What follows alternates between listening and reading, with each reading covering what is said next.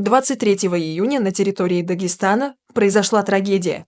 Неизвестные устроили террористическую атаку на храмы в Дербенте и Махачкале, в результате чего был введен режим контртеррористической операции. Правоохранительные органы незамедлительно прибыли на место, чтобы оказать помощь пострадавшим. Жертвами происшествия стали как мирные жители, так и сотрудники полиции, участвующие в операции. В итоге террористы были ликвидированы.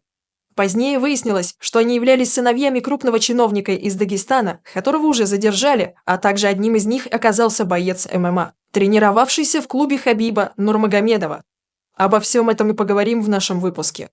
Просьба поставить лайк и подписаться на наш канал, чтобы не пропустить новые видео. Итак, начнем по порядку. 23 июня в Дагестане было объявлено о начале контртеррористической операции из-за нападения террористов на храмы в Дербенте и Махачкале, а также на блокпосты ДПС. Первыми на пути террористов, совершивших атаки на культовые объекты иудейской и православной церкви в День Святой Троицы, оказались наши полицейские. Как отметил глава Дагестана Сергей Меликов, именно они защитили мирных жителей от преступных атак ценой своих жизней. Изначально местные жители сообщили о поджоге синагоги в Махачкале. Позднее стало известно о вооруженном нападении на Свято-Успенский собор в Махачкале и Покровский храм в Дербенте. Ближе к 7 вечера в Махачкале террористы обстреляли пост ДПС. Также поступили сообщения о стрельбе на границе России и Абхазии в районе КПП на реке Псол. Сначала предполагалось, что за терактом могли стоять спецслужбы недружественных стран.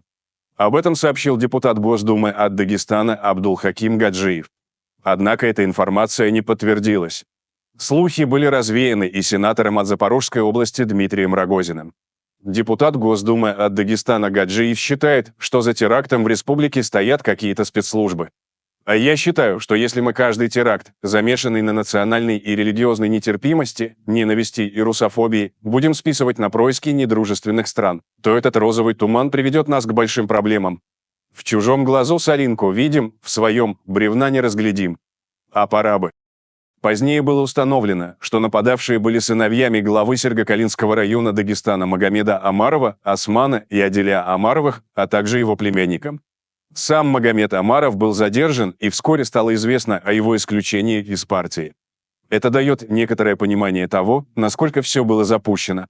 Правоохранители готовились к штурму одного из домов в Дербенте, где террористы пытались укрыться. В это время в Махачкале звучала стрельба.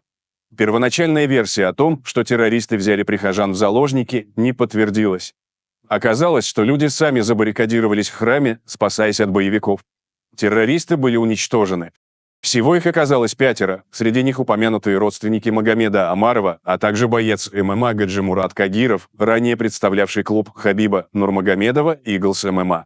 Глава Дагестана Сергей Меликов заявил, будут проводиться последующие оперативно-розыскные и следственные мероприятия до выявления всех спящих ячеек. Он также призвал поддерживать действия силовиков, направленные на стабилизацию ситуации в регионе. Меликов отметил, что сейчас ситуация контролируется органами госвласти и правоохранителями. Также он объявил, что 24, 25 и 26 июня в Дагестане будут днями траура. Соответствующий указ уже подписан. Контртеррористическая операция была завершена приблизительно в 9 утра 24 июня. Согласно последним данным, число погибших при нападении на Дербент и Махачкалу достигло 20 человек, из которых 17 – сотрудники правоохранительных органов. Пострадали 44 человека, 37 из них – силовики. В интернете появились кадры из Свято-Успенского собора в Махачкале. Там был убит охранник, который ценой своей жизни спас десятки прихожан. Он пожертвовал собой и не допустил террористов внутрь храма. Когда охранник попытался остановить боевиков, прихожане смогли забаррикадироваться в храме. Мужчина погиб. У него был только газовый пистолет, с которым он вступил в бой против нападавших. Это событие некоторые пытались использовать в качестве антикриза, указывая на то, что охранник был мусульманином. Но позже выяснилось, что мужчина был русским православным. В Дербенте против боевиков в одиночку выступил настоятель храма Покрова Пресвятой Богородицы, протоиерей Николай Котельников. Убитый в Дагестане батюшка 40 лет прослужил в православном храме Дербента, у священника остались жена, 3 детей и внуки. Протоиерей Николай Котельников был участником миссии по привозу благодатного огня из Иерусалима. В Дербент он приехал из Севастополя. Как рассказывают прихожане, православный батюшка был милосерден, добр и никому не отказывал в помощи. Некоторые детали также сообщил исламовед Роман Силантьев. Так известно, что убитый в Дагестане протоиерей Николай Котельников стал 7-м священником, погибшим в России от рук фанатиков-исламистов. Также эксперт напомнил, что за последние несколько лет в Дагестане было атаковано уже 4 православных храма. Отец Николай всю жизнь прослужил в Дербенте, был одним из столпов сначала Бакинской, а потом Махачкалинской епархии. Неоднократно ему угрожали смертью, и вот он принял мученическую кончину в День Святой Троицы. «Необходимо усиливать борьбу с ваххабитскими террористами в Дагестане», заявил Силантьев. Глава синодального отдела Московского патриархата по взаимоотношениям церкви с обществом и СМИ Владимир Легойда подчеркивает, мало осудить такие действия, которые в это воскресенье произошли в Дагестане, недостаточно сказать, что это варварство и изуверство. Общество и государство должны сделать все, чтобы подобные террористические вылазки, какими бы мотивами нападавшие ни руководствовались, были исключены. Нападения на священнослужителей или культовые сооружения, представителям какой бы религии они ни принадлежали, не имеют оправдания.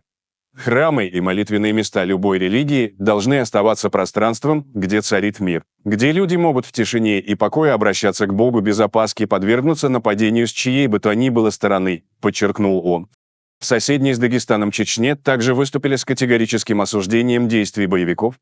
Как отметил глава региона Рамзан Кадыров, террористы, напавшие на храмы и безоружных людей, в очередной раз показали свою истинную подлую и трусливую сущность. При этом, как всегда, в качестве жертв они выбрали безоружных и беззащитных людей. Убили больного старого священника, как последние трусы. Случившееся выглядит подлой провокацией и попыткой внести разлад между конфессиями, уверен он. Кадыров подчеркнул, что у тех, кто совершил эти подлые преступления, нет ни веры, ни нации, ни элементарного мужского достоинства. На такое могут пойти только последние нелюди, которых нужно уничтожать на месте. Я уверен, что дагестанские силовики найдут каждого виновного и заставят террористов понести заслуженные наказания, заметил Кадыров. Напомним, что одним из 6 уничтоженных боевиков, устроивших накануне теракты в Дагестане, оказался боец ММА Гаджимурат Кагиров. Он представлял школу единоборств имени Абдулманапа Нурмагомедова и был членом клуба Хабиба Нурмагомедова Иглс ММА. Похоже, что дагестанские ММАшники осознали, что после произошедших событий, особенно когда их молчание выглядело уже не странно, а выразительно, избежать последствий уже не удастся. Попытки сгладить ситуацию через заявление Хабиба Нурмагомедова лишь подчеркнули это, утверждают наблюдатели. Выступление экс-бойца UFC оказалось весьма обтекаемым и неясным, осуждает ли он действия радикалов или негласно поддерживает их борьбу. Соболезную всем родным и близким пострадавших, пусть Аллах убережет нас всех от таких ситуаций и дарует мирное небо над головой. Берегите себя и своих близких, и пусть каждый посмотрит вокруг себя и вокруг своих детей, с кем они общаются и кто их окружение. Воспитание душ важнее, чем воспитание тел, так выглядит полный пост Нурмагомедова. При комментировании поведения Израиля в Газе его позиция была гораздо более определенной и однозначной, он явно осуждал Сахал.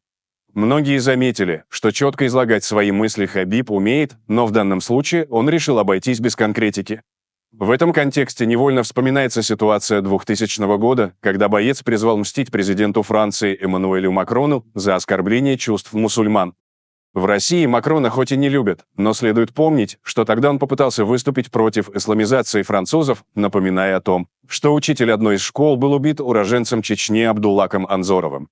Примечательно, что чат террористов из Дагестана назывался «Смерть неверным», а в закрепленных сообщениях присутствовало фото священника Николая Котельникова, которого они позднее жестоко убили. Теперь каждому предстоит сделать свои выводы. Что думаете насчет всего этого, уважаемые зрители? Делитесь своими мыслями в комментариях и не забудьте подписаться на наш канал, если вы этого все еще не сделали. Всем добра, всем пока!